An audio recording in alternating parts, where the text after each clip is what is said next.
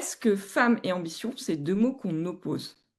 Donc là, aujourd'hui, je suis avec Marie. Merci Marie de partager ce moment avec moi. Et on va répondre à quelques questions sur les femmes, l'ambition, la société aujourd'hui. Déjà, donc Marie est une amie, mais c'est aussi une entrepreneuse qui s'adresse aux femmes. Marie, je te laisse te présenter. Ben, merci Cindy pour ton invitation. Je suis vraiment très heureuse de participer à cet échange-là avec toi sur des sujets qui nous animent toutes les deux vraiment très fort. Alors, ben, je m'appelle Marie Poussard, je suis entrepreneur, j'accompagne des professionnels indépendants, en particulier des femmes. J'ai aussi une clientèle d'hommes, mais surtout des femmes, et je les accompagne à traduire la mission et l'ambition qu'elles ont dans une activité, dans une aventure entrepreneuriale. Donc, moi, je les aide à tisser ces liens-là et à lancer et à développer leur activité. Et à la base, mais je suis pas du tout, j'étais pas partie pour être entrepreneur à la base. Je suis sociologue de formation. Donc, j'ai un doctorat en sociologie je travaille dans les relations internationales, dans le développement économique. Donc, ça n'avait rien à voir, mais il y avait toujours un lien avec soit l'entrepreneuriat ou aussi les femmes, parce que dans mes anciennes vies, j'ai aussi interrogé des femmes commerçantes en Afrique, par exemple, des commerçantes céréalières et sur leur activité et tout ça. Donc, j'ai pu observer différentes facettes de l'entrepreneuriat au féminin et finalement qui sont autant de, de dimensions aussi de l'ambition des femmes. Voilà. Voilà. Donc, tu as une vision aussi internationale finalement de la femme dans sa carrière professionnelle. Oui, ou carrière, c'est pas toujours en termes de carrière qu'elles en parlent, parce que parfois elles sont juste commerçantes. Mais être commerçante, c'est une carrière, c'est une activité professionnelle à part entière puisqu'elle génère du revenu. Et donc oui, j'ai eu dans toutes ces différentes expériences professionnelles-là, aussi dans la fonction publique canadienne, j'ai été dans la diplomatie canadienne, j'ai travaillé avec des entreprises françaises et canadiennes à travailler ensemble pour développer des relations bilatérales. Donc, j'ai rencontré de nombreuses femmes qui étaient engagées, qui avaient de l'ambition, qui étaient engagées de différentes façons dans l'entrepreneuriat. Et donc, oui, j'ai eu en fait, c'est la chance, c'est la chance d'avoir pu côtoyer des femmes avec des profils aussi variés, en fait. Voilà. Ah, c'est ça qui est beau parce que du coup, tu as Donc, toute une dimension de la femme. Mais j'ai trouvé ça intéressant parce que quand je t'ai parlé de carrière professionnelle, et justement, moi, je voudrais venir sur une des grandes thématiques qu'on a abordées, ambition femme et culpabilité. Est-ce qu'aujourd'hui, la femme s'autorise à être ambitieuse? La femme a une certaine humilité quand elle va parler de carrière, de professionnel, en disant, bah oui, mais je fais ça, mais voilà, c'est mon activité. Mais bon, bref, elles sont toujours très humbles et souvent, montrer qu'on a de l'ambition quand on est une femme, c'est des fois difficile de le dire et de l'exprimer. Et encore une forte peut-être présence de de pas se sentir légitime à avoir de l'ambition quand on est une femme. Qu'est-ce que tu en penses? Quel est ton regard par rapport à ça? je vais dire carrière dans le sens d'activité professionnelle de type salarié. Mhm. C'était un peu, c'était juste ça que je voulais exprimer comme différence. Alors, euh, est-ce que les femmes se sentent coupables d'être ambitieuses? J'ai de la difficulté à répondre à cette question-là parce que moi, je me sens pas coupable d'être ambitieuse. Est-ce qu'elles rencontrent des défis liés à leur légitimité de s'afficher comme Mhm. étant ambitieuse? Alors là, clairement. Ce que D'accord. j'observe, c'est que, et c'est vraiment un frein, on parlera des freins plus tard, mais c'est-à-dire que les femmes, euh, elles, entre elles, elles vont parfois oser exprimer qu'elles ont une ambition. Mais cette expression-là de l'ambition, souvent, elle va rester dans des cercles fermés, intimes, protégés. Mais de là à dire que cette ambition-là est affichée publiquement, c'est beaucoup plus rare. C'est de plus en plus courant, fort heureusement, grâce à des générations de femmes qui nous ont précédées, qui ont bataillé, milité pour faire valoir nos droits de femmes. Donc, on leur doit énormément à ces femmes. Euh, mais dans tous les cas, culpabilité, c'est pas ce que j'observe, en tout cas, c'est pas ce qui m'a été donné de m'être le plus confié, si je peux dire. Mhm. Mais de la légitimité, ça, très certainement. Et qu'est-ce que c'est que vouloir s'autoriser d'avoir de l'ambition? Ben, en fait, c'est de se permettre de vivre pleinement ses rêves et de s'autoriser déjà mentalement, intellectuellement, de, de s'autoriser à ce que cet espace-là soit possible. Et souvent, ce que j'ai remarqué, c'est que dans l'éducation, dans la socialisation que les femmes on a, qui nous ont traditionnellement conditionnés pendant quand même plusieurs siècles, et encore dans bon nombre de pays aujourd'hui, à rester au foyer, eh ben, c'est absolument nouveau dans l'histoire de l'humanité, en tout cas très récent, que les femmes puissent dire qu'elles souhaitent définir leur ambition. Rien que le fait que de pouvoir parler de ce sujet-là est quand même quelque chose qui est très récent dans les civilisations, en fait. Euh, donc voilà, ça c'est un premier truc de poser. Donc du coup, s'autoriser à être ambitieux, c'est se défaire d'un conditionnement qui existe depuis plusieurs siècles, en fait, ce qui est un pas de géant quand on y pense à faire. Donc, voilà. Donc, moi, ce que j'observe le plus, c'est une difficulté, c'est de ne pas se sentir légitime de pouvoir afficher son ambition d'abord à soi-même ou D'abord secrètement à à soi-même. soi-même. Oui. Secrètement à soi-même, c'est déjà presque difficile parce je suis même des fois surprise, je suis surprise des fois en interrogeant certaines femmes quand certaines me disent qu'elles n'ont pas d'ambition particulière. Et là, je suis un peu surprise. Et, mais ça arrive que certaines femmes ne se soient même pas posé la question de l'ambition féminine. Donc, il y a des écarts énormes, en fait, parce que les femmes, c'est quand même 50% de la population mondiale. Il y a des écarts phénoménaux entre celles qui disent qu'elles n'ont pas d'ambition particulière, parce qu'elles pensent ne pas en avoir, alors que quand on creuse, c'est juste elles ont pas pensé qu'elles pouvaient creuser la question. Et En fait, c'est même pas arrivé à leur état de possibilité. C'est même pas devenu une option pour elles parce que dans le contexte dans lequel elles ont grandi, elles ont vu, elles ont été éduquées, c'était même pas une option possible en fait, c'est ça? oui, je pense, oui. Même pas une option possible de penser l'ambition. Ouais. Ouais. L'ambition étant quelque chose qui euh, comme si c'était un surplus, un truc pas, un truc qui est pas nécessaire en fait. C'est comme un supplé, quelque chose qui, qui, hum, qui est un plus qui mérite pas forcément d'aller beaucoup plus loin, en fait, de déployer une énergie phénoménale pour avoir plus aussi, puis pour atteindre ces niveaux d'ambition qu'on souhaite atteindre, en fait. C'est comme si quelque part, il y avait, dans le conditionnement chez les femmes, c'est d'assurer la reproduction, d'assurer donc du coup, la survie de l'espèce, et ça mobilise une quantité d'énergie importante, physiquement, socialement, émotionnellement, psychologiquement. Euh, et en termes de moyens aussi qu'il faut déployer. Donc, il y a toute une bonne grande partie de la vie quotidienne des femmes qui portent ça.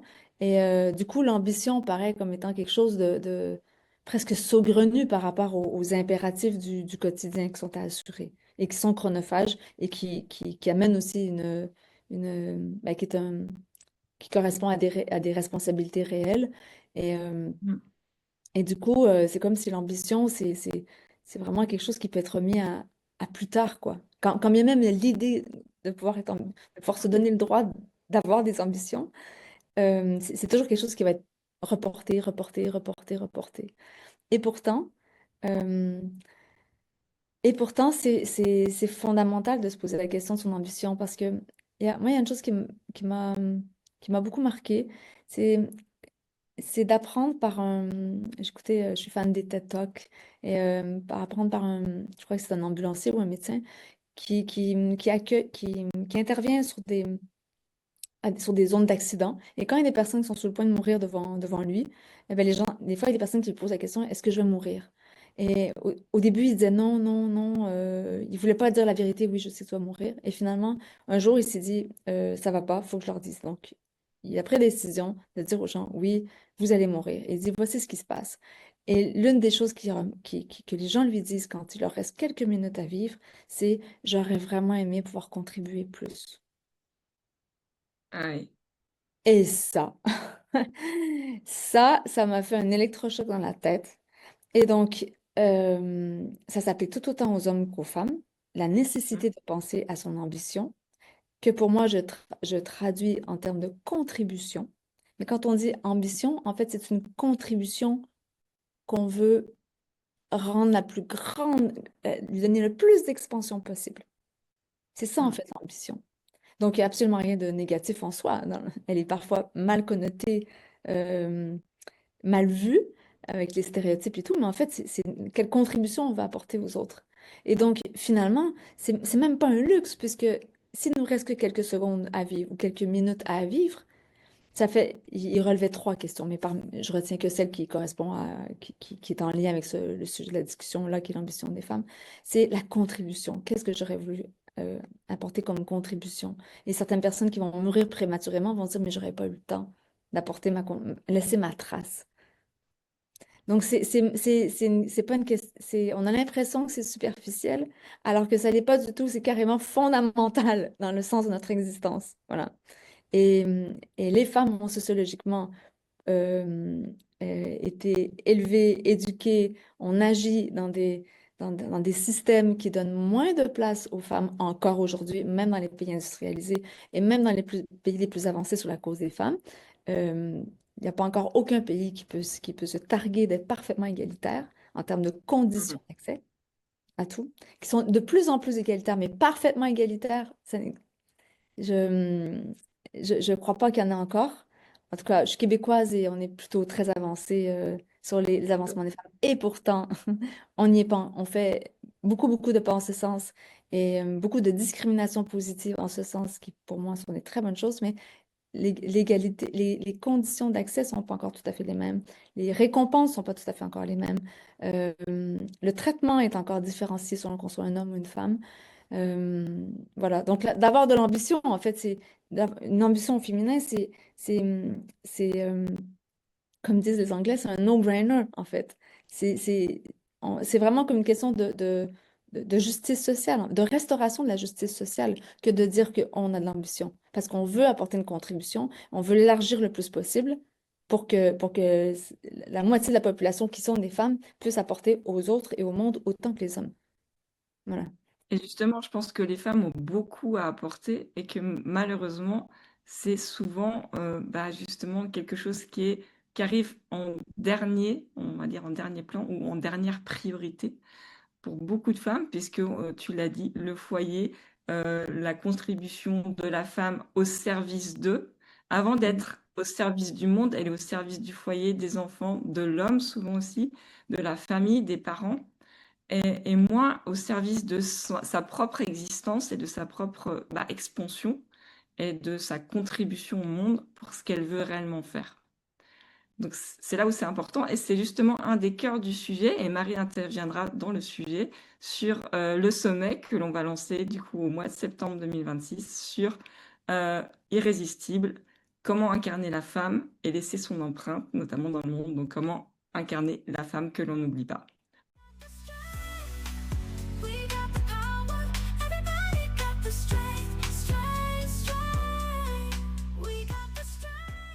Donc, bah écoute, merci déjà Marie, parce que moi j'ai trouvé ça super intéressant en fait, le fait en plus que les gens quand ils vont mourir, ils se disent qu'ils n'ont pas assez contribué, c'est effectivement bah, ce dont on se rend compte, on se dit souvent qu'on a le temps. Et il y a que quand on l'a plus qu'on s'aperçoit qu'on n'aurait pas forcément fait les choses de la même façon.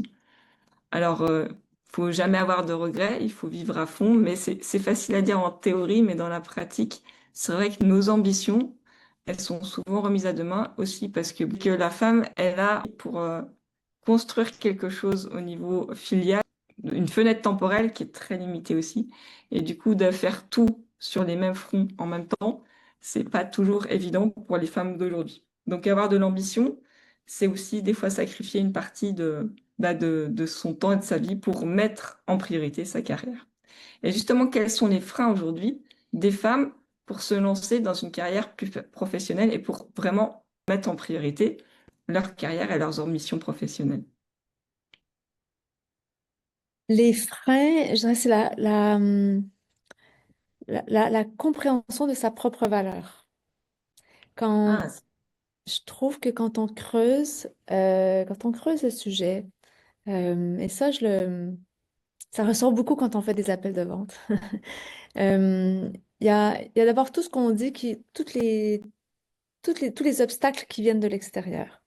Un peu comme ceux que j'ai mentionnés aussi par rapport à le poids de l'histoire, de la civilisation, des systèmes sociaux dans lesquels on est, dans lesquels on grandit, des, du,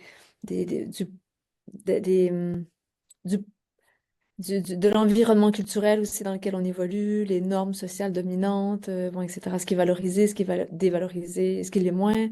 Bon, il y a tout ça, il y a tout ce qui est, il y a tout ce qui est extérieur qui a un impact réel et objectif sur la façon dont une femme se construit en tant que femme. Mais Mhm. euh,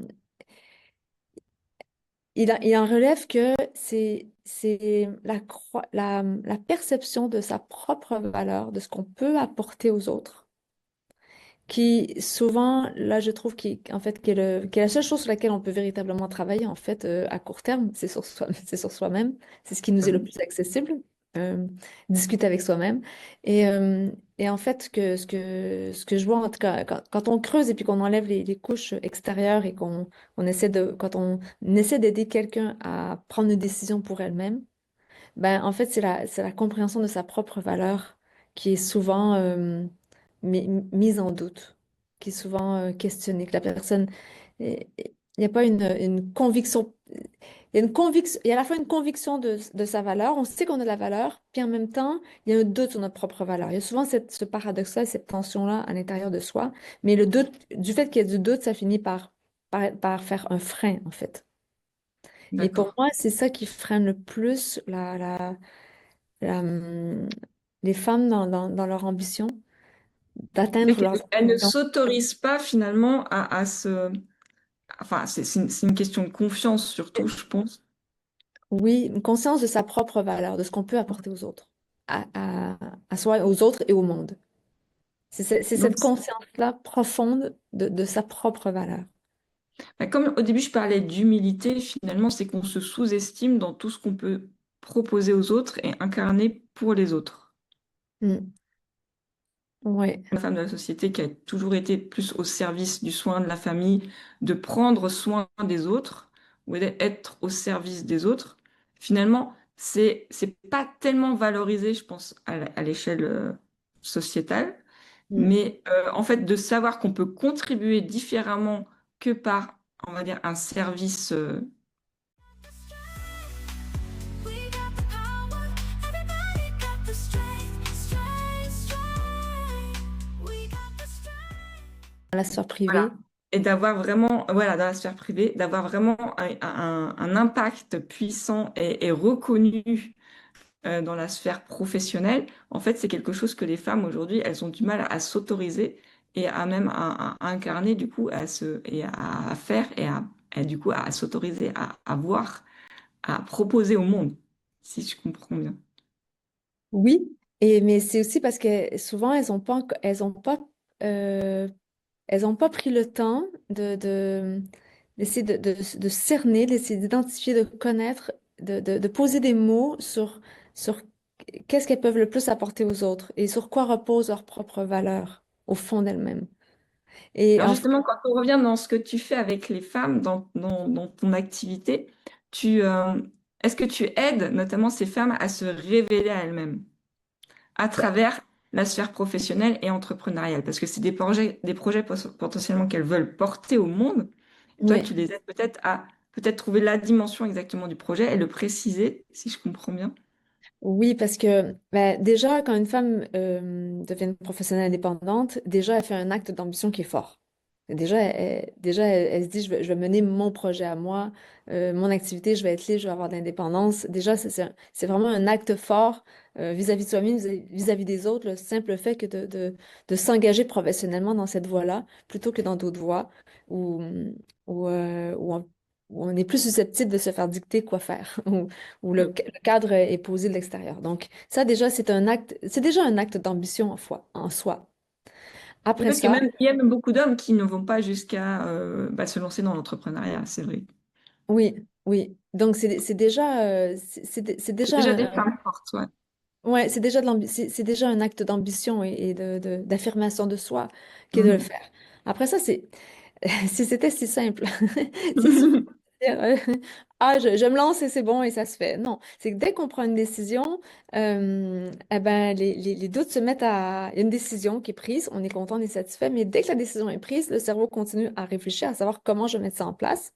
Et c'est là que les doutes, les peurs font... J'aime bien dire que la métaphore du popcorn dans la casserole, en fait, la casserole est bien chaude parce qu'on a pris une décision, on est contente, on passe un cap, une étape, mais la casserole est bien chaude, donc on est au niveau notre énergie, on est bien réchauffé.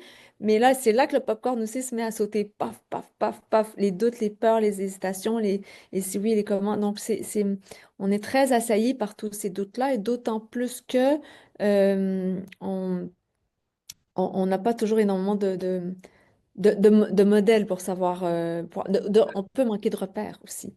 Voilà. Donc, quand on prend donc, le simple fait de s'affirmer dans une activité comme indépendante, c'est déjà avoir de l'ambition, poser un acte d'ambition. Mais pour répondre à ta question, là où je les aide, c'est que, bon, ça, c'est une histoire de statut. Mais après ça, qu'est-ce que je fais? Qu'est-ce que j'offre? C'est quoi mon offre?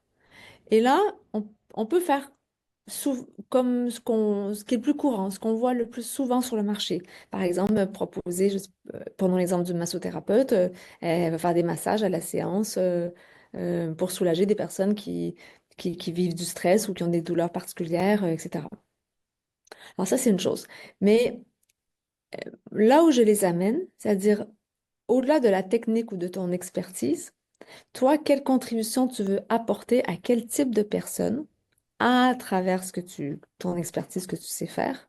Et essaie de tisser ce lien-là entre la contribution et ce que la personne veut offrir. Et traduire ça dans un langage entrepreneurial qui fait que cette femme-là pourra vivre correctement, voire avec confort, le plus de confort possible de son activité d'entreprise. Alors moi, je retiens deux choses importantes. Mm. Déjà, c'est que tu remets vraiment le sens au cœur finalement plus de l'activité plutôt que la technique en elle-même. Donc le sens qu'elles veulent apporter à leur projet. C'est ça?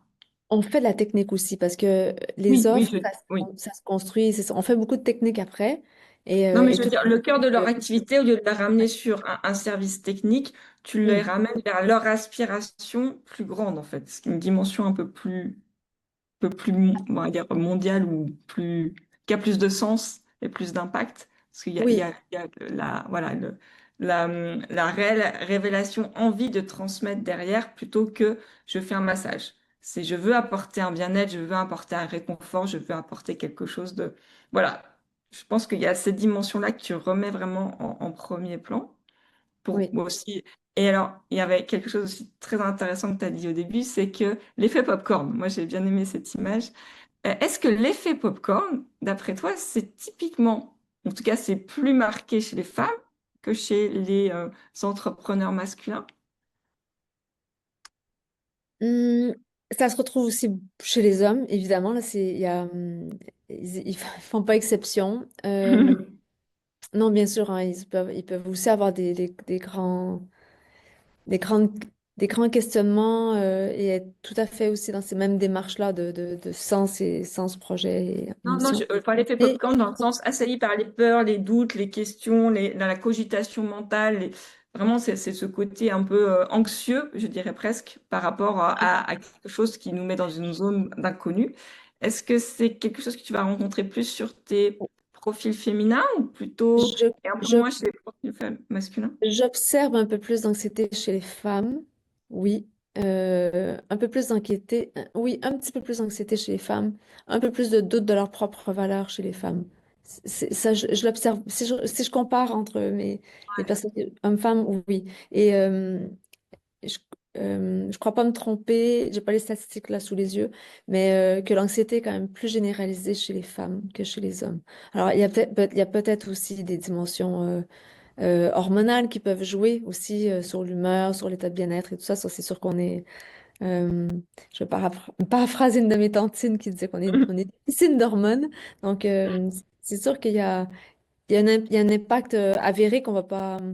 euh, Donc, c'est difficile de s'affranchir parce on est des êtres, on est des animaux à la base, on est des êtres vivants. Non, puis je pense qu'il y a une Mais sensibilité de la femme aussi sur l'anxiété qui est plus peut-être exacerbée et qui peut-être se montre plus chez un homme anxieux. Il va peut-être essayer de plus le cacher aussi. C'est peut-être moins, moins oui, pro- peut-être moins, ouais, moins expressif là-dessus, peut-être aussi, mais je pense qu'effectivement, les femmes ont une tendance à cogiter, à tout anticiper aussi, parce que le rôle de la femme, par rapport au foyer, on le voyait de façon générale, mais c'est de tout anticiper pour les enfants, voilà, pour les vacances, c'est souvent des grandes gestionnaires et qui anticipent énormément toutes les problématiques potentielles. Alors, c'est oui, négatif comme je le dis, mais c'est vrai que c'est non, anticiper le moindre problème et du coup, ça crée pas mal ou ça peut générer pas mal d'anxiété. oui, parce que l'anxiété est souvent générée par ce sentiment d'être submergé par trop de choses à Voilà. faire. Mm. Et ça génère un stress énorme. Et comme, ben, effectivement, tu l'as bien décrit, Cindy, hein, tu sais, les femmes, on a énormément de charge mentale, la plupart du temps, les charges domestiques reposent encore davantage sur les femmes et tout ça. Et il y a une espèce de... Être femme, c'est apprendre à être très, très, très responsable. Mhm. Donc, euh, donc ça vient avec avec ce poids de responsabilité sur les épaules. Et donc, oui, clairement, il y a une souffrance d'anxiété chez les femmes chez les femmes entrepreneurs, en tout cas, qui est réelle, oui. Et quand on pose les mots sur leur ambition, quand on essaie d'élargir l'univers des possibles et voir comment elles peuvent transposer ça dans des offres commerciales qui fonctionnent bien, ben, ça permet de prendre un recul et de moins être dans la rumination de l'anxiété, justement, parce que ça permet de... J'aime bien l'image du phare aussi, d'amener de l'éclairage sur la direction dans laquelle on va et de se dire, ben, même il y a des vagues, voire quelques tempêtes ici et là, Des tempêtes. on sait où on s'en va en fait. Et savoir où on s'en va, savoir où on veut aller, ça contribue vraiment aussi à faire diminuer l'anxiété. Parce qu'on Oui, amène de la clarté. c'est ça, amener la lumière sur le chemin en fait. Ouais, ouais. Et, et dans la nuit, on est moins perdu, enfin, que ce soit les étoiles, le phare ou autre. Quand on a un point de repère, c'est tout de suite plus facile et c'est rassurant, même si on n'est pas sûr qu'il n'y aura pas d'orage ou de tempête, Mm. on a le repère et ça rassure de ne pas se sentir juste seul en fait. Parce que ces femmes-là qui sont entrepreneurs, alors bon, elles ont peut-être le soutien de la famille parfois, du mari, peut-être des enfants, mais des fois, je pense, tu dois rencontrer des profils de femmes qui sont seules et qui doivent se construire et faire seules aussi. Oui, il y a beaucoup de femmes célibataires aussi qui construisent seules leurs projets aussi. Franchement, il y en a plusieurs et donc euh, certaines ont de la pluie et pas toutes. Et ce que tu me demandais qu'est-ce qui les limite le plus aussi, ce qui ressort beaucoup, c'est les réactions des autres face à leurs projets ou à leur propre développement. Une très grande sensibilité à la perception et au jugement des autres. Mhm. Ça, je l'ai observé beaucoup et c'est un réel frein et qui en plus parfois devient aussi avéré, c'est-à-dire que quand une femme affirme elle va faire ceci, ceci, ceci, cela, ben, des fois ça bouscule un peu l'ordre établi de la femme qu'elle était avant. Et oui, il peut se créer des effets de sentiment de décalage par rapport aux autres. Et ça amène aussi du changement identitaire sur qui on est actuellement et qui on souhaite devenir et qui on est en train de devenir. Ouais, et l'entourage, des fois, le soutient et des fois ne le comprend pas, je pense. Non. Et là, tout l'art est de savoir à qui on en parle et à qui on n'en parle pas. D'accord. Et Et, ça, ah, d'accord. et, alors, que les choses soient de la plus grande clarté et cultiver cette clarté et garder de la clarté intérieure sur ce qui fait sens pour nous. C'est essentiel. Cela dit, l'exprimer publiquement, c'est une chose fabuleuse, extraordinaire, mais c'est je suis pas convaincue qu'il est toujours que le simple fait de l'exposer publiquement rend la chose plus facile. Au contraire. D'accord. Je crois que parce que on se soumet tout de suite au regard des autres. Pour peu qu'on soit un peu sensible au regard des autres, on reçoit le regard des autres qui peut être positif ou négatif. Si c'est positif, ben, cela dit, c'est vrai que c'est encourageant. Mais euh, il y a, il y a un espace intérieur qui, pour moi, ça, est à, est à cultiver, à protéger. C'est le sien. Et l'énergie que ça demande pour aller travailler dans la direction de son ambition, elle est grande. Et toute cette Mhm. énergie qu'on peut prendre à expliquer à quelqu'un ou à raconter à quelqu'un, qui ne, éventuellement ne comprend pas tout à fait ce qu'on fait, où on veut aller, tout ça, ça peut être énergivore. Et Mhm. clairement, ça peut être une perte d'énergie aussi. En Elle n'est pas, fait, oui, pas toujours quand on crée nécessaire, en fait.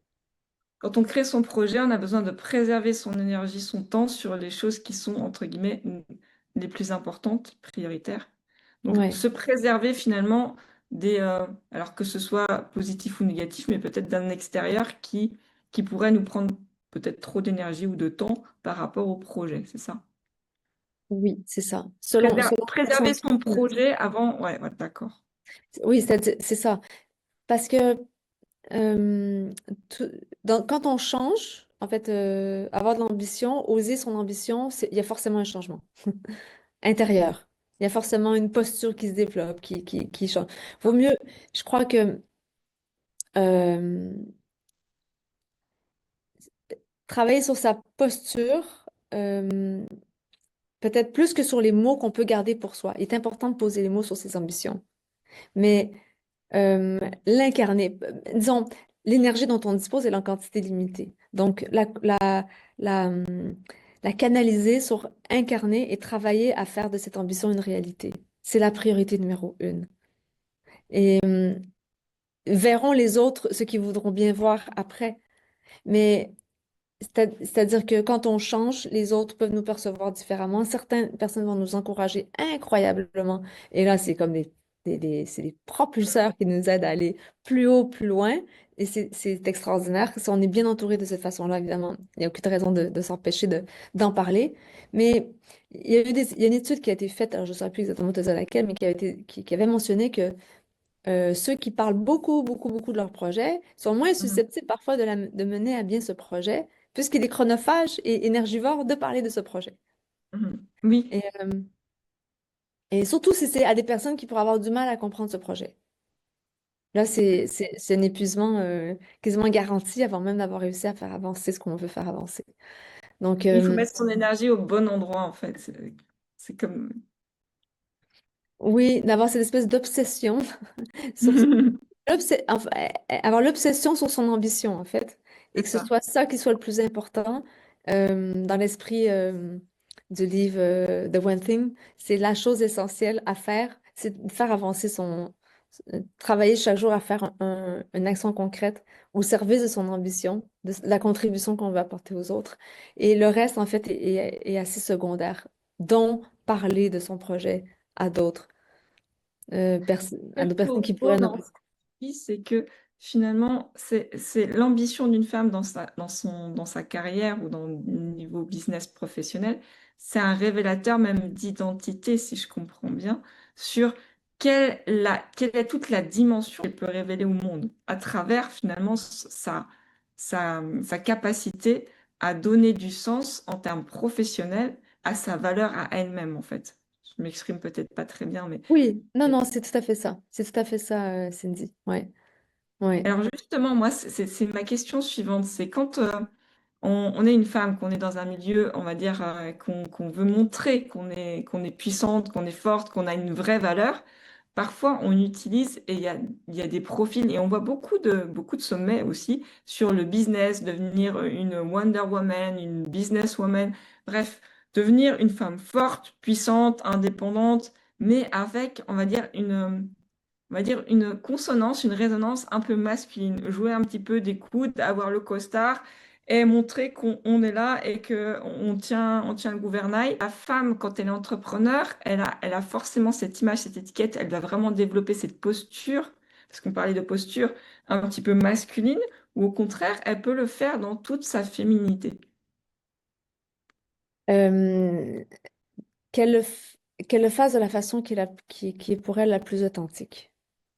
Et donc, dans sa version tape à l'œil, bling bling, ou dans la version hyper sexualisée, ou tout autant que dans la version plus masculine, plus bagarreuse, compétitive, dans tous les cas, chacune a son style, chacun, mais tant et aussi long, ça ne marche que tant et aussi longtemps qu'il y a une vraie authenticité dans la démarche. C'est ça, d'accord. Oui, ben alors comme c'est Et, un et film un révélateur de sa personnalité, de son identité, tant qu'on reste authentique, c'est là où ça fonctionne le mieux. oui, absolument. Et donc, il y a des entrepreneuses qui, des fois, ont très bien réussi à gagner très, très, très, très, très, très bien leur vie, à justement avoir, en tout cas, il y en a une en qui j'ai en tête en question, qui avait justement cette image, en tout cas, de femme bagarreuse et voire militante, très, très, très engagée. Donc, elle suscite de l'admiration parce que son positionnement était vraiment très tranché. Ça demande beaucoup de courage et d'audace et d'aplomb. Et, euh, et finalement, elle a craqué. Parce que c'est Finalement, pas vraiment elle finalement, ou alors elle a oui. aussi ses failles. Ben, alors, quelle était la part de la démarche masculine Mm. dans son approche? Euh, ce- ce- je veux pas en faire, je me permettrai pas de faire une analyse de cette personne-là sans la connaître davantage, mais c'était un peu la première impression que ça pouvait donner, qu'elle avait un caractère qui avait une dimension assez masculine dans sa façon ex- très, très, très affirmée de se présenter. Et puis finalement, elle a rétropédalé, remise en question. Et j'ai trouvé sa démarche humble. Elle a dit, ben, finalement, je vais revenir à faire des événements en présentiel pour accompagner elle accompagne également des femmes entrepreneurs pour travailler en présentiel. Et je vais... Et là, elle revient au contact et au lien direct avec les gens, finalement, tu vois. Donc, c'est pas un jugement que je porte sur cette personne à savoir est-ce que sa démarche était bonne ou elle n'était pas bonne, etc. Mais ce que j'en ai retenu dans tous les cas, c'est que ce soit l'emprunt de code masculin ou que ce soit de surjouer des codes ultra féminins Mhm. aussi, parce que Oui, tu sais, c'est vrai qu'on peut le il y a voir deux dans le extrêmes. sens là aussi. C'est Hein, vrai que il y a j'avais pas. deux extrêmes. Dans tous les Oui. cas, pour moi, il y a une telle diversité dans la nature et dans les caractères et dans les cultures et dans les personnalités et tout ça. Il y a de la place pour une quantité phénoménale de styles différents. Donc, je trouve ça un peu difficile de qualifier ceci masculin, ceci, parce que il y a quand même tellement de nuances qu'on peut apporter à l'expression de Oui, soi-même. c'est vrai qu'il y a un moment, peut-être, il y a un moment de sa vie où on est plus dans une certaine énergie, et puis un autre moment, on peut être dans une autre, et finalement, ça peut très bien fonctionner aussi, je pense. Donc ça Oui, va dépendre aussi voilà, du moment de vie où on est plus dans, je pense quand on est jeune, on a le punch, le mordant, on a peut-être plus envie d'aller au front, c'est comme ça que je le dirais.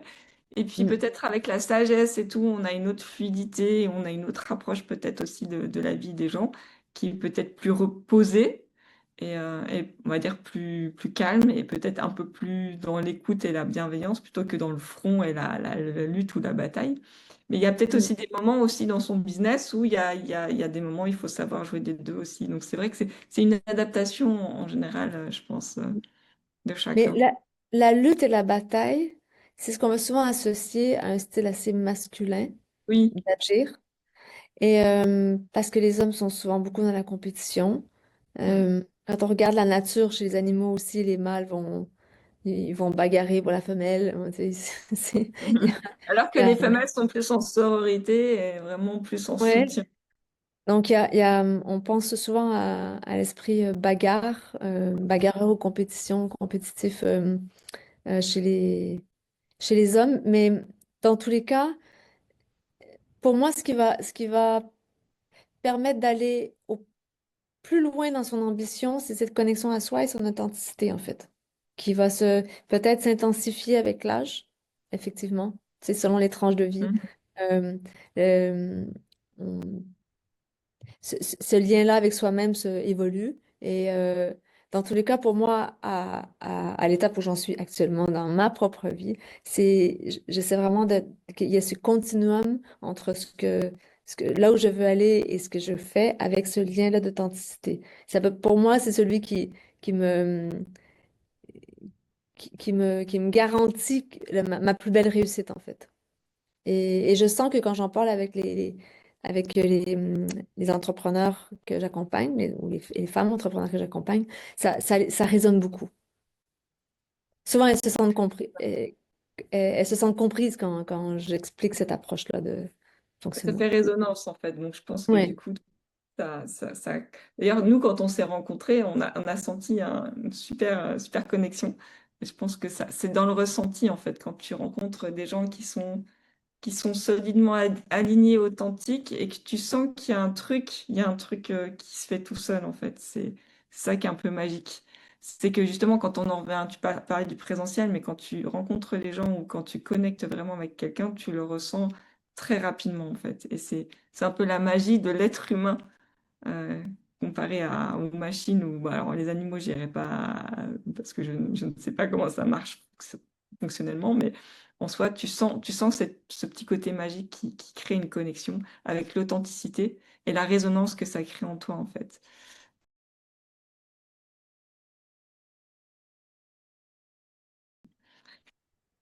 Alors, merci Marie. Et justement, je trouve ça intéressant parce que quand on parle de business et de carrière et de femmes, c'est aussi une façon de laisser son empreinte. On l'a vu notamment avec l'image des personnes qui sont au seuil de passer le cap vers l'au-delà. Et du coup, comme quoi la contribution et laisser son empreinte, c'était quelque chose presque d'essentiel dans le sens de la vie. Et aujourd'hui, les femmes, quand elles ont laissé une empreinte, c'est souvent qu'elles ont mis au monde, elles ont fondé une famille, mais qu'elles ne se sont pas forcément réalisées en termes professionnels et de carrière. Et ça pourrait des fois être un regret. Et à toutes ces femmes qui sont aujourd'hui, qui peuvent nous écouter et qui sont peut-être pas encore autorisées à vivre leurs ambitions professionnelles, qu'est-ce que tu voudrais leur dire aujourd'hui? Moi, je leur dirais déjà qu'il faut qu'elles se posent avec elles-mêmes, qu'elles aient une conversation avec la personne qui ne les quittera jamais, la seule et unique personne avec qui elles sont certaines de jamais vivre de séparation, c'est avec elle.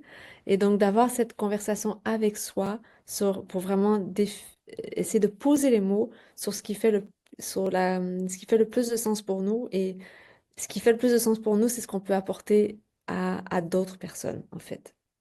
Ça, par effet ricochet, ça nous rapporte aussi à nous-mêmes, mais ce qui va nous apporter le plus de fierté, c'est de vraiment avoir apporté, améliorer quelque chose, changer le cours de vie de certaines personnes. Soit c'est sur la dimension sociale, mais il y a la dimension aussi parfois écologique qui va être empruntée ou choisie, ou de contribuer à améliorer la vie sur cette planète et donc tout ce qui est lié à l'environnement. Donc, euh, donc, c'est ces deux axes-là, social et écologique, l'un ou l'autre, ou parfois les deux aussi sont interreliés, hein, mais de prendre le temps de, de, de définir ce qu'on veut vraiment atteindre. Et après ça, il faut s'écouter beaucoup, parce que cette réponse-là, elle peut elle a besoin de Ça. décanter souvent, parce qu'il faut relier ça aussi avec ce avec quoi on se sent naturellement renforcer ou alimenter, ou tu sais, faut travailler, faut que ce soit en lien avec nos forces naturelles, nos talents naturels, et définir ce qu'on veut, ce qui fait sens vraiment pour nous, définir notre contribution. Et puis après ça, traduire ça sous une forme d'objectif. Alors, en entrepreneuriat, on est habitué de parler des objectifs SMART, ou en entreprise aussi. On peut aussi vraiment traduire cette ambition-là de contribution en un objectif purement SMART. Ça fait très bien le boulot, au moins ça a le mérite d'être clair, et sans que ce soit forcément quelque chose qui soit figé dans le béton, ou il faut que ce soit quelque chose un objectif qui nous stimule profondément. Et, euh, et j'invite ensuite à se poser la question de se dire qu'est-ce que chaque jour, quel petit, moyen et grand pas je peux faire chaque jour pour rendre ce projet-là concret. Et, euh, et, euh, et c'est en se posant cette question-là tous les matins, ou la veille au soir pour le matin, qu'importe, chacun sa formule, mais c'est en actualisant chaque jour, en se demandant qu'est-ce que je fais aujourd'hui au service pour cette contribution-là que je vais apporter aux autres, que ça avance petit à petit, même quand on est complètement englouti par les charges familiales, qu'on est épuisé parce qu'on dort pas la nuit, avec des tout petits, des fois des enfants en bas âge en particulier. euh, il y a quand même toujours la place pour un dialogue intérieur, pour construire, euh, pour mettre des mots sur ce qui est vraiment important pour nous comme contribution. Et d'en faire un petit pas, ne serait-ce que d'avoir un journal et d'écrire dans un journal les réflexions qu'on a ou quelque chose qu'on a pu apprendre cette journée-là sur ce sujet-là. Ça peut être vraiment microscopique, c'est pas grave. Mais qu'on mette de la conscience sur ce qu'on fait chaque jour qui est aligné avec cette contribution-là qu'on veut apporter. C'est intéressant de voir l'idée du journal et d'avoir ce petit point de repère en fait qui permet de mettre des petits cailloux sur le chemin. Mais justement, ce chemin, si c'est vraiment quelque chose qui fait sens pour toi et qui est aligné avec tes vraies aspirations, et c'est, je pense, le point le plus difficile à définir, c'est ce à quoi on aspire réellement, qu'est-ce qui nous met en joie et qu'est-ce qui nous donne envie. Ça veut dire que chaque micro-pas qu'on va faire devrait normalement nous mettre en joie parce que ça va dans le sens que l'on souhaite. Et aussi, bah, si le chemin est beau, finalement, le sommet ne sera que plus beau, je pense. Oui, tout à fait. Oui. Parce on tire beaucoup de fierté d'avoir fait, on tire beaucoup de fierté d'être constant dans ce qu'on fait. Hmm. Oui, souvent Euh, on s'en veut quand on a procrastiné ou ça fait longtemps qu'on ne s'est pas remis en ouais. action. Quand il y a eu des interruptions, mais par exemple, en fait, on peut faire l'analogie avec le sport. Quand on fait du sport, Mhm. qu'on soit athlète de haut niveau ou simplement qu'on va être en forme, ben le fait de faire ne serait-ce que 10 minutes, 15 minutes, 20 minutes de marche ou de jogging par jour, mais le fait d'avoir cette constance de le faire tous les jours, on tire vraiment une réelle gratification de l'avoir fait, même si parfois, certains jours, c'est plus court ou voire très court, ou vraiment très, très, très peu. Cette constance-là amène de la confiance et de la fierté en cours de chemin. Et ça, je trouve ça très puissant et ne serait-ce que de noter dans son journal. Et l'histoire du journal, il peut être électronique, papier, qu'importe, mais ça permet de visualiser, de poser ce qui a été fait aujourd'hui. Et, hum, et de voir sa propre progression. Parce il y a aussi une chose que je pourrais dire, c'est qu'il y a quelque chose de très puissant aussi, ce serait peut-être ma deuxième astuce, c'est Mhm. quand on a l'impression de ne pas avancer assez rapidement, parce que ça aussi, c'est assez courant chez les entrepreneurs et pas que, d'avoir la frustration de vouloir être déjà beaucoup plus loin dans son business, c'est de voir là où on était l'an dernier, à pareille date, et de voir le chemin parcouru. Souvent, il y a eu beaucoup de chemin parcouru, puis là, on est parfois estomaqué de voir à quel point on a quand même avancé. Donc, euh, donc, on voit là où on était, là où on est rendu et là où on veut aller. Et ça devient plus clair aussi, en fait.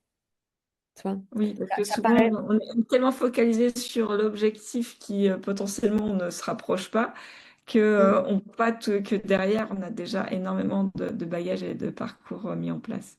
Et ça, Oui, c'est vrai que souvent, on regarde que dans une direction. parce que l'ambition, je parle depuis tout à l'heure d'aller au plus loin, au plus haut de ce qu'on peut, et puis de casser les plafonds de verre, et puis de, de, de faire sauter les barrières mentales, et, hum, et d'oser y aller, même si au niveau émotionnel, on peut vivre toutes sortes de choses qui vont aller dans tous les sens, toutes sortes d'émotions très, très variées.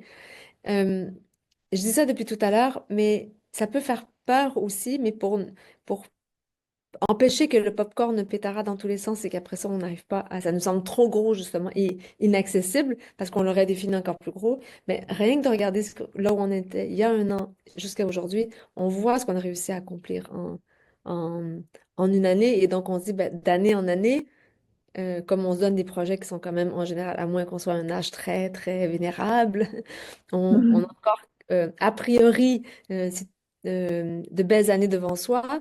Euh, donc, euh, donc, de ça aide à voir notre propre valeur aussi, de voir tout ce qu'on a accompli. Oui. J'ai forcément de la valeur vu que j'ai réussi à faire déjà tout ça, rien qu'en une année, depuis un an. Et donc, l'écart qui sépare l'état d'aujourd'hui et celui de ce qu'on souhaiterait atteindre, euh, il devient plus concret, plus accessible, plus réaliste aussi, par rapport à qui on est.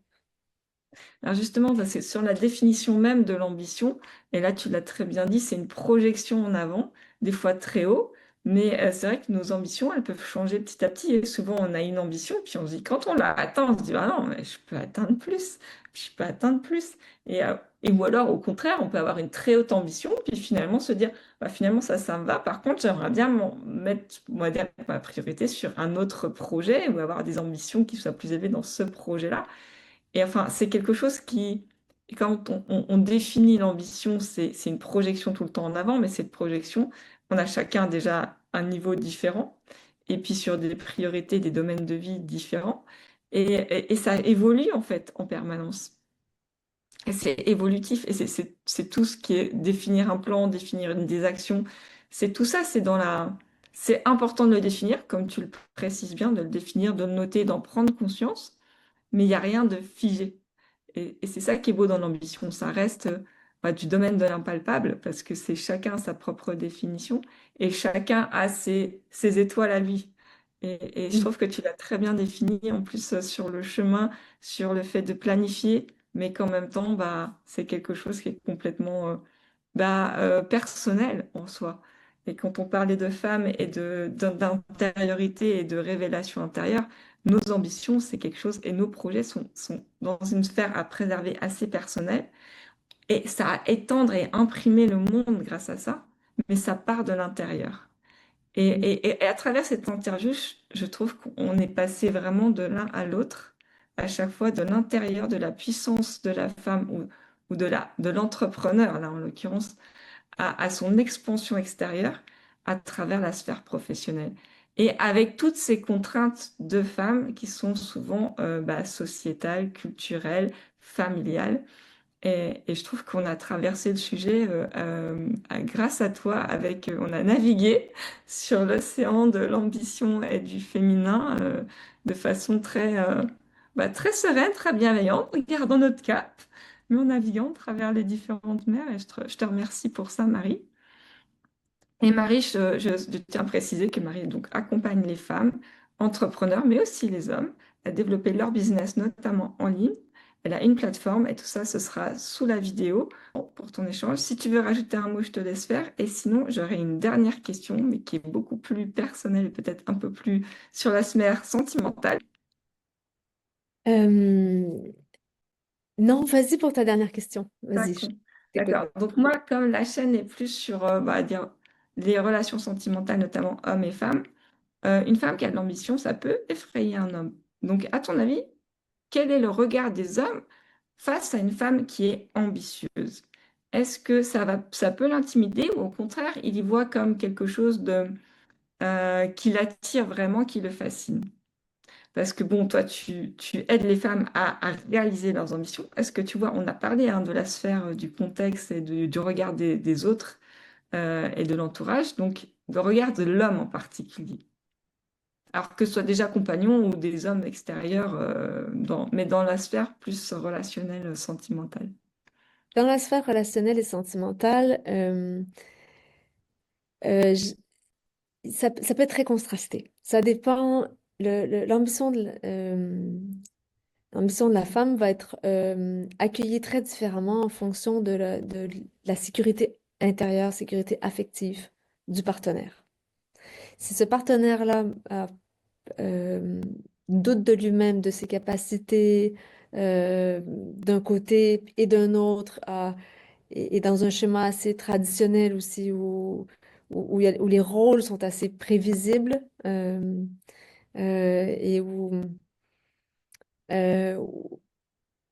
et où la, et où l'homme a la perception, c'est une question de perception, de Mhm. perdre, de pouvoir perdre en statut social et en avantage euh, de, de, de ce patriarcat-là. Là, les réactions peuvent être, je dirais pas toujours forcément délibérément décourageantes pour les femmes ou des freins ou des barrières, mais de façon assez subtile, ça peut amener des remises en question ou demander de reporter ou de remettre à plus tard les projets, de, de, d'essayer d'apporter une espèce, comment je pourrais dire, de considérer que l'ambition de cette femme-là sont pas aussi prioritaires qu'elles ne le sont en réalité. Mhm. D'accord. Et à Et contrario, dans, et- oui. dans une relation où, au contraire, il y a une sécurité affective qui est une sécurité comme intérieure qui est plus élevée chez ce partenaire masculin. C'est tout l'inverse que que ça produit.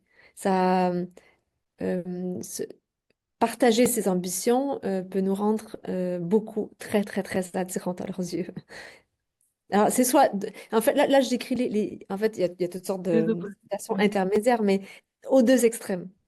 Aux deux extrêmes, il y a la, chez l'un, il y a la peur de perdre un statut, des avantages, voire des privilèges aussi. Parce que qui dit femme ambitieuse, elle va s'occuper elle va mettre son projet en priorité. Et donc, toutes les autres demandes que monsieur pourrait formuler euh, pour pour le bien de la famille ou du couple ou tout ça pourraient être posées en tâches désormais secondaires et non plus prioritaires. Et là, ça peut générer une peur de perte du statut et un sentiment de perte de pouvoir qui, qui, qui, qui désarme et qui peut aller jusqu'à faire paniquer et voire à générer de Ça l'agressivité. dépend aussi de leur vision qu'ils ont de la femme avant et de leur éducation et du contexte aussi, de leur perception du rôle de la femme aussi, je pense. Ouais, du modèle familial qu'ils ont Voilà. connu, euh, Mais dans d'une la sphère, alors éducation. si on se rapproche de la sphère de la rencontre, disons qu'une femme qui est ambitieuse, qui veut construire sa carrière, et demain elle fait un date avec un homme, est-ce que d'après toi, ils sont plus facilement fascinés, attirés, mais aussi peut-être du coup plus intimidés? Est-ce que les deux sentiments peuvent converger? Est-ce que ça les attire plus ou est-ce qu'au contraire ça va les attirer, mais finalement ils vont se freiner automatiquement parce que ça va être trop pour eux?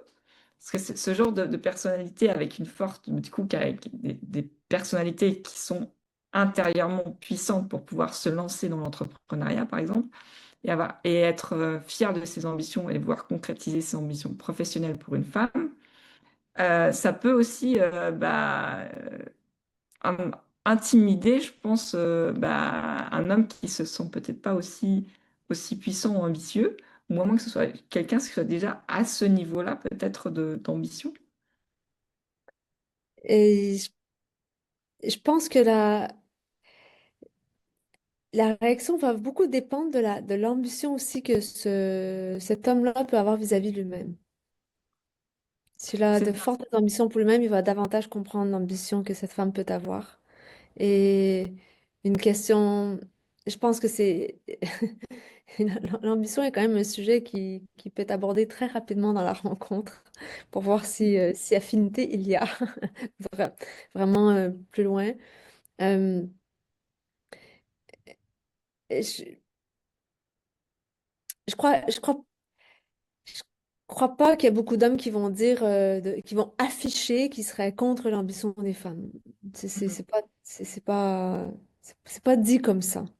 Mais ça Non, va être, c'est pas dit ça n'est plus, bah, ça n'est plus dit comme ça ouvertement aujourd'hui, je crois.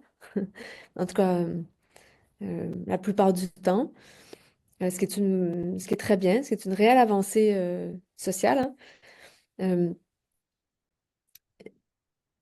ça va se décoter de façon subtile dans les non-dits, dans les silences, dans le peu d'enthousiasme à soutenir ou le, la réelle attention qui va être portée dans la discussion sur ce sujet-là, le nombre de fois que ce sujet-là va être abordé. Euh, c'est, c'est très, je pense que je crois pas que c'est difficile de sortir une généralité par rapport à ça parce qu'il y a tellement de configurations de situations différentes et Non, mais je pense qu'en fait, il y a le discours, enfin, il y a la mentalisation, c'est-à-dire que les hommes sont très respectueux des ambitions des femmes, je pense, et du fait qu'elles aient envie d'avoir une carrière. Par contre, même si c'est, on va dire, socialement admis et compris, intérieurement, il y a quand même des fois une petite faille qui subsiste. Et tu parlais de sécurité affective, et effectivement, bah, si, entre guillemets, le masculin n'est pas reconnu pour sa puissance masculine, notamment dans la carrière et dans les ambitions, il y a certains hommes qui peuvent se sentir amoindris ou en tout cas intimidés par ce genre de personnalité un peu forte en face. Et c'est pas malsain, c'est juste inconsciemment. Cette insécurité-là, c'est des émotions, c'est une construction d'identité.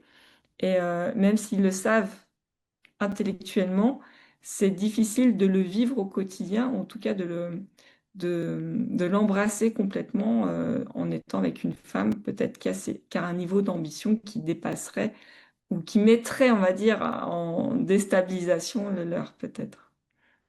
c'est que les hommes ont aussi à se, à se redéfinir leur identité est bousculée aussi.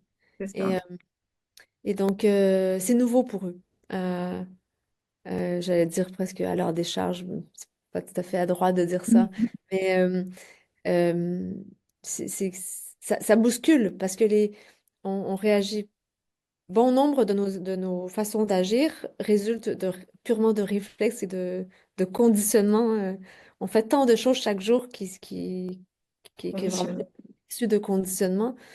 Euh, donc, ils ont une identité nouvelle à trouver dans leur masculinité face à des femmes qui, qui sont plus affirmées et qui prennent plus de place. Et donc, ils ont souvent un rôle nou. Ils peuvent plus reproduire souvent le rôle qu'ils ont vu de leur père. Mhm. Alors que nous les femmes, oui, on, on fait les choses différemment de nos mères. On essaie d'oser afficher de l'ambition que nos mères n'ont peut-être pas fait Mhm. elles-mêmes.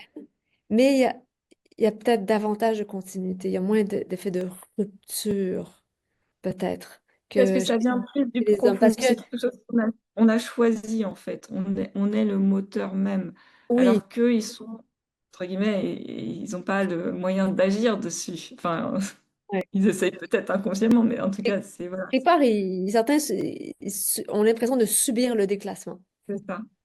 Et ils savent pas comment retrouver une place qui soit aussi valorisante pour eux. Et pourtant, pourtant, Ouais.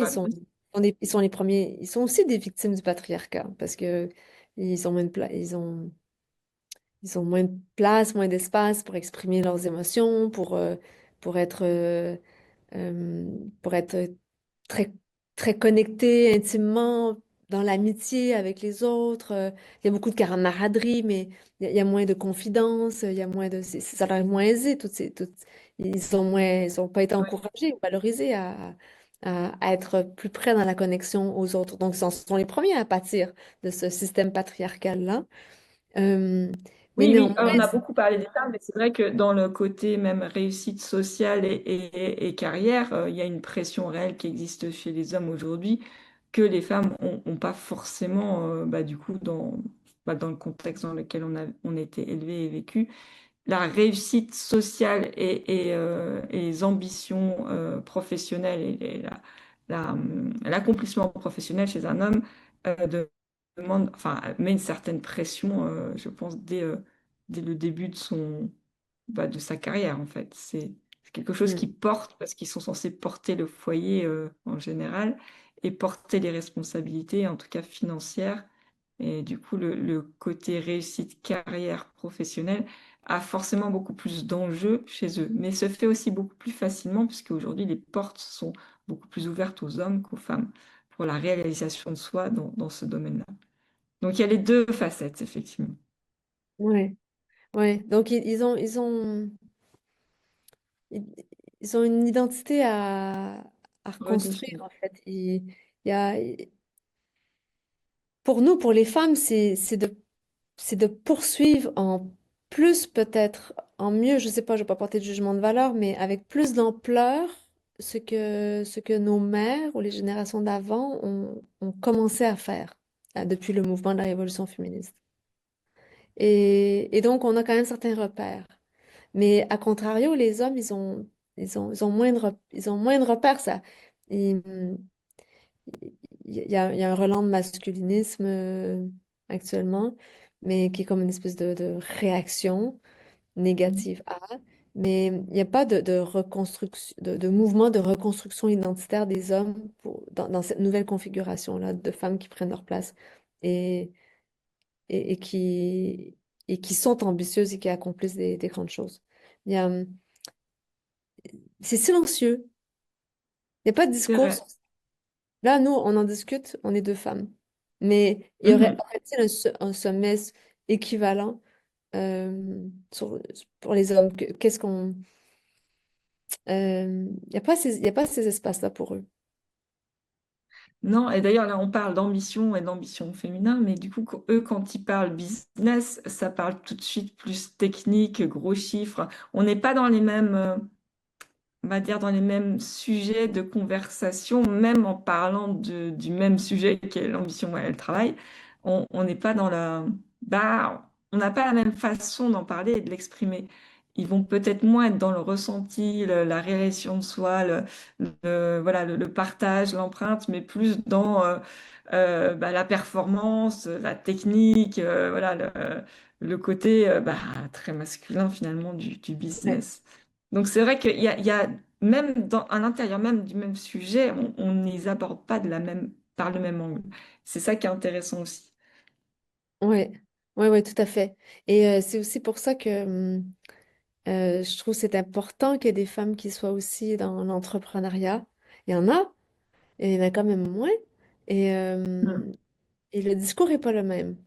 Et moi, je vois bien que chez les femmes, en tout cas dans ma tranche d'âge, la façon dont j'en parle et la façon dont je relie la dimension euh, personnelle, identitaire et, et social, écologique au projet entrepreneurial, je tisse des liens entre ces éléments-là. Et pour moi, c'est fondamental et on voit moins ce discours-là, on le voit moins chez dans ceux qui sont dans ce domaine, dans ce secteur-là, en tout cas. Ils vont parler beaucoup de gros chiffres, de chiffre d'affaires, de démonstrations de... Ça tourne beaucoup autour de tout ce qui est lié à la rémunération, mais Mm. parfois aussi au mode de vie, effectivement, mais c'est très tourné chiffre d'affaires et c'est nécessaire. C'est nécessaire, sinon il n'y Oui, a pas d'entreprise, hein, c'est pas d'argent. Mais c'est nécessaire, mais pour moi, c'est pas suffisant. Donc, c'est en tout cas, c'est la touche que moi, je souhaite apporter. C'est ma contribution à moi, en tout cas, euh, oui, mais que je vais c'est tout l'intérêt, apporter. c'est parce que c'est une femme qui aide les femmes à se réaliser à travers la carrière. Et toi, c'est ton ambition personnelle. Ouais, Et c'est ça que je l'entrepreneuriat. trouvais. Ouais, Voilà. à l'entrepreneuriat, ouais. Parce que je trouve que c'est un formidable levier pour l'égalité des sexes, l'entrepreneuriat. Et, euh, et, euh, et je trouve que tu sais, tu m'avais posé juste la question de savoir, je sais plus exactement comment tu me l'avais dit, mais qu'est-ce qui pour toi ferait que une femme ambitieuse aurait vraiment réussi? Euh, Mhm. ben, je pense que qu'une femme ambitieuse qui aurait vraiment réussi pourrait aussi être une source d'inspiration pour un homme, pour que son ambition à lui prenne une forme euh, qui intègre davantage de complexité dans toutes les facettes de, de, de son existence. Ce que je veux dire par là, c'est euh, tenir compte autant de l'enthousiasme, de la motivation, que de la vulnérabilité, que des émotions. C'est la complexité de qui on est. Ce sont des choses qui parfois peuvent tirailler la tête, le cœur, l'esprit, mais pour moi, c'est d'arriver à faire en sorte que ces différentes choses-là qui parfois tiraillent un peu, peuvent être un peu en tension, coexistent et qu'elles coexistent et qu'elles permettent quand même d'avancer. Et, Mm. euh, et ça, je pense que c'est cette cohabitation-là des différentes facettes de soi euh, qui sont, euh, qui sont quelque chose que les femmes ont, ont plutôt bien appris à faire. Tu sais, et, euh, et je crois que les hommes, ils peuvent en apprendre de nous, de ça. Oui, en fait, moi, je caricaturais un petit peu le cerveau, le fonctionnement de la femme et de l'homme, que la femme, elle fonctionnait en multicouche, c'est-à-dire que tout s'imbriquait en parallèle, en permanence, et que les hommes, alors bon, c'est pas péjoratif pour autant, mais ils sont beaucoup plus focus par ce moment-là, je fais ça, je suis là-dedans, après je suis là-dedans, et ils switchent d'un étage à l'autre comme ça, alors que les femmes, elles sont en multi. En permanence. C'est pour ça que la cogitation mentale, l'anxiété, tout ça, ça se cumule. Alors que l'homme a cette capacité, hein, parce que c'est aussi une capacité, de pouvoir bien séparer, structurer les choses d'une à une. Mais qu'en même temps, tout relier, donc comme une femme qui a tout en sous-couche, peut être aussi une puissance. Ouais, ouais. Ça amène beaucoup de richesse, en tout cas, Mm. et même au niveau entrepreneurial, ça marche, hein, parce que il est bien démontré que les femmes qui sont à la tête d'entreprise, elles performent elles font performer l'entreprise très très bien et souvent les résultats sont même sont supérieurs parfois à ceux qui sont menés par des hommes, donc ça marche. C'est pas juste une histoire de dire de, de comparaison ou de revendication de sa place, mais c'est que ça marche aussi.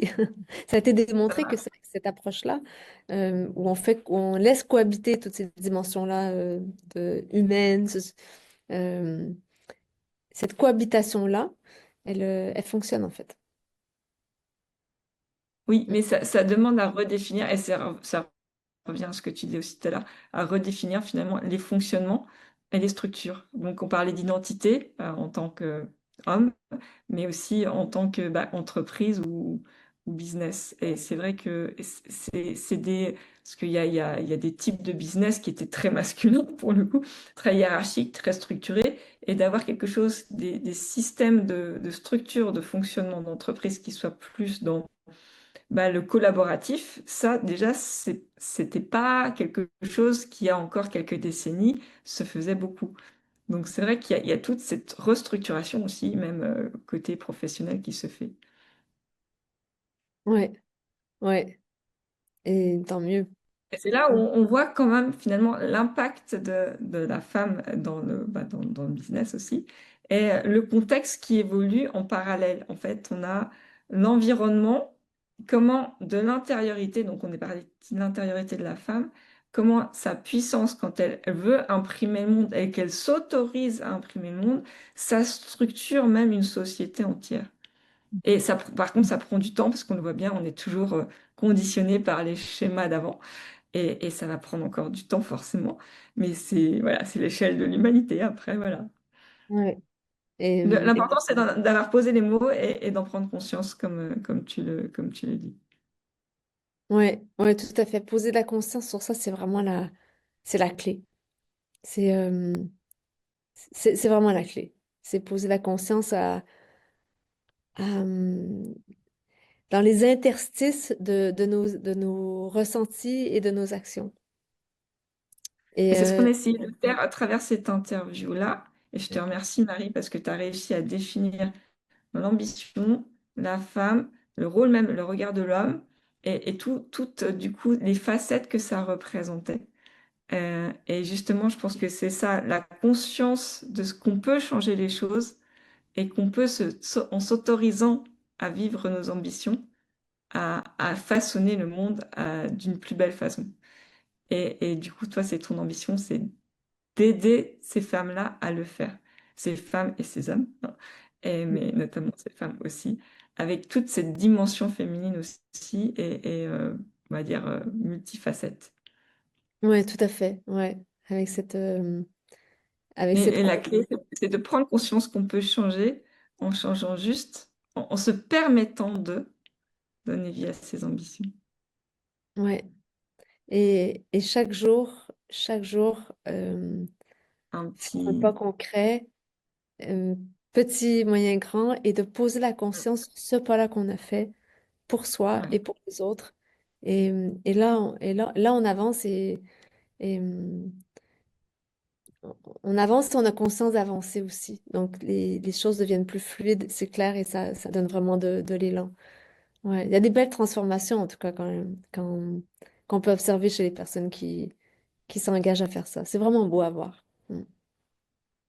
Ouais, c'est magnifique. Ben, on va rester sur cette jolie phrase. Et si vous voulez retrouver Marie, n'hésitez pas. Marie Poussard.